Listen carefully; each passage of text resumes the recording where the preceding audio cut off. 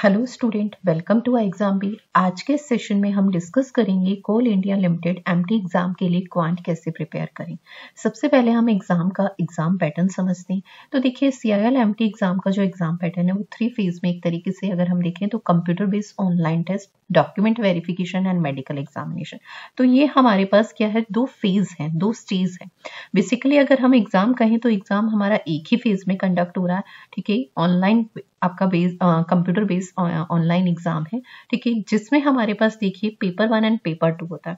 Paper 1 में आपके पास 4 section है, general knowledge and awareness, and second is reasoning, third is numerical ability and fourth section is general English. ये हमारा 100 questions का exam होगा paper 1, ठीक है, और 100 मार्क्स का होगा। पेपर 2 जो आपका है वो प्रोफेशनल नॉलेज के अकॉर्डिंग, जिस डिसिप्लिन से आप इसे अप्लाई कर रहे हैं उसके रिलेटेड, ठीक है, वो भी आपका 100 क्वेश्चंस 100 मार्क्स का एग्जाम देगा। Total time duration is 3 hours. आपका जो एग्जाम लैंग्वेज है वो बोथ होगी इंग्लिश एंड हिंदी। तो यहाँ पर अगर हम क्वांट सेक्शन की बात करें तो क्वांट सेक्शन के हमारे पास सीआईएल एमटी एग्जाम में 25 क्वेश्चन आते हैं। यहाँ पर 4 सेक्शन में 100 क्वेश्चन है, जिसमें से ईच सेक्शन 25 क्वेश्चंस को डिफाइन करता है। तो देखिए हमारे पास क्वांट के 25 क्वेश्चंस हैं, तो इस 25 क्वेश्चन से 25 मार्क्स, तो इस वेटेज को हमें कैसे क्लियर करना है, कैसे स्कोर करना है, तो आज के इस सेशन में हम डिस्कस करेंगे। तो एग्जाम भी लेके आया है आपके लिए रिपब्लिक डे सेल, जो 24th ऑफ जैन से स्टार्ट हो चुकी है एंड 27th ऑफ जैन तक है, जिसमें आप एक कोड यूज कर सकते हैं इंडिया 60, जिससे आप फ्लैट 60% का डिस्काउंट ले सकते हैं। तो आप जिस भी एग्जाम की प्रिपरेशन कर रहे हैं, अगर आप उस कोर्स को परचेज करना चाहते हैं तो इस ऑफर के थ्रू आप इसमें डिस्काउंट ले सकते हैं। अब देखिए हमारे पास कोल इंडिया लिमिटेड का जो एमटी का क्वांट सेक्शन का सिलेबस है, तो देखिए हमारे पास जो इसका एग्जाम पैटर्न है प्रॉपर बैंकिंग सेक्शन के थ्रू नहीं है। अगर हम यहाँ पर देखें तो जो हमारा सिलेबस है वो एसएससी पैटर्न पे बेस्ड है, ठीक है। इसमें जो आपके पास क्वांट आता है वो अर्थमेटिक पोर्शन तो है ही है, साथ में इसमें एडवांस मैथ्स भी है, ठीक है। और अगर हम इसके क्वेश्चंस के पैटर्न की बात करें तो इसमें बैंकिंग सेक्शन के क्वेश्चंस अगर उस पैटर्न के थ्रू कहें तो वो क्वेश्चंस नहीं आते हैं आपके पास। एज कंपैरिजन अगर हम एग्जाम पैटर्न की बात करें तो ये एसएससी पैटर्न को फॉलो करता है, ठीक है। यहाँ पर जो अर्थमेटिक के क्वेश्चंस भी हैं वो कैलकुलेटिव ज्यादा नहीं होते, आपके पास ट्रिकी होते हैं, ठीक है। बैंकिंग सेक्शन में हमारे पास क्वेश्चन क्या होते हैं अर्थमेटिक के, आपके पास ट्रिकी भी होंगे प्लस कैलकुलेटिव भी होंगे, पर यहाँ पर कैलकुलेटिव बहुत ज्यादा क्वेश्चन क्वांट सेक्शन में नहीं आने वाले, ठीक है। क्वेश्चन लॉजिक बेस होंगे, ठीक है, जो लॉजिक होगा वो थोड़ा सा ट्रिकी होगा, आपको ये चीज समझनी है, ठीक है। अब हमारे पास यहाँ पर सिलेबस की बात करें तो देखिए आपका अर्थमेटिक का जो सिलेबस है, number series, data interpretation, simplification and approximation, quadratic equation, data sufficiency, ratio and proportion, profit and loss and discount, average, mixture alligation, percentage, time and work, simple interest and compound interest, time and distance, partnership, ages, probability, permutation and combination, algebra, geometry and trigonometry and height and distance and mensuration. ये हमारा जो last 5 topic है ये advance maths का portion, ठीक है। और इस सेक्शन से अगर हम नंबर ऑफ क्वेश्चंस की बात करते हैं तो वो भी हमारे पास देखते हैं हम कि लास्ट ईयर्स में कितने क्वेश्चंस हमारे एडवांस मैथ्स के पोर्शन से हमें देखने के लिए मिले हैं। तो देखिए जब भी हम किसी एग्जाम की प्रिपरेशन करना चाहते हैं ना, तो सबसे पहले हमें प्रीवियस ईयर क्वेश्चन पेपर को सॉल्व करना चाहिए और वहां से उस एग्जाम का, ठीक है, उस सेक्शन का एग्जाम पैटर्न समझना चाहिए कि किस टॉपिक की क्या इंपॉर्टेंस है, किस टाइप के क्वेश्चन आते हैं, किस लेवल के क्वेश्चन आते हैं। तो यहाँ पर हम टॉपिक वाइज वेटेज देखेंगे, ताकि जिससे हमारी एक हम स्ट्रेटेजी प्लान करेंगे कि किन टॉपिक्स को अब हमें लास्ट टाइम पे कितना टाइम देना चाहिए और उस किस टॉपिक को कितनी इंपॉर्टेंस देनी चाहिए। तो देखिए हमारे पास यहाँ पर हमने लास्ट 3 ईयर के जो एग्जाम हुए हैं, ठीक है, उसका टॉपिक वाइज वेटेज लिया है। तो जैसे first topic is time and work. Time and work से एवरी ईयर 2 क्वेश्चंस देखने के लिए मिले। 2022 में एक क्वेश्चन था बस। Ratio and proportion and percentage, इससे हमारे पास 3 to 5 क्वेश्चंस, तो ये टॉपिक हमारे लिए इंपॉर्टेंट है। Fractions, HCF, LCM, factor, divisibility या नंबर सिस्टम एंड एपीजीपी। इससे देखिए अगर हम ओवरऑल कहें तो ये नंबर सिस्टम का ही टोटल पार्ट है सारा ओवरऑल, ठीक है। तो यहाँ से अगर हम देखें तो एवरी ईयर हमें 4 to 5 का वेटेज मिल रहा है, ठीक है।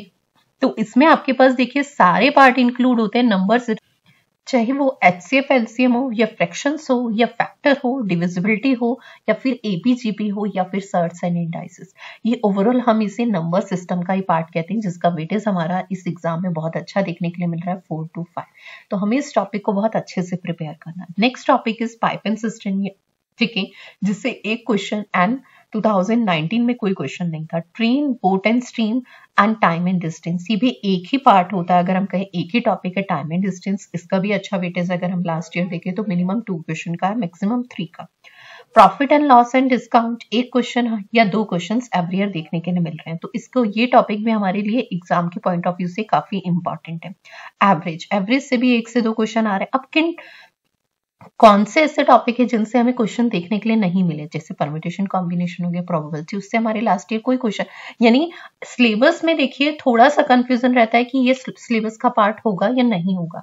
तो बेटा अगर SSC पैटर्न के अकॉर्डिंग कहें तो ये सिलेबस का पार्ट नहीं होना चाहिए, ठीक है। और अगर हम लास्ट ईयर में देखें तो इसमें से कोई क्वेश्चन नहीं आया हुआ, ठीक है, तो ये चीज हमें समझनी है, ठीक है। तो इनसे कोई क्वेश्चन नहीं आया हुआ। अब देखिए आपके पास एडवांस मैथ्स में algebra and geometry and height and distance and trigonometry, इससे भी हमारे पास 4 to 5 क्वेश्चंस देखने के लिए मिल रहे हैं, ठीक है, 4 to 5 क्वेश्चंस। और ये वेटेज अब हमारे एग्जाम में इससे ज्यादा भी हो सकता है, ठीक है। Simple interest and compound interest, इससे भी हमारे एग्जाम में 2 क्वेश्चन फिक्स आ रहे हैं सिंपल एंड कंपाउंड इंटरेस्ट से। Next is a quadratic equation, ठीक है, एंड रूट, जिससे आपके पास कितने, एक क्वेश्चन।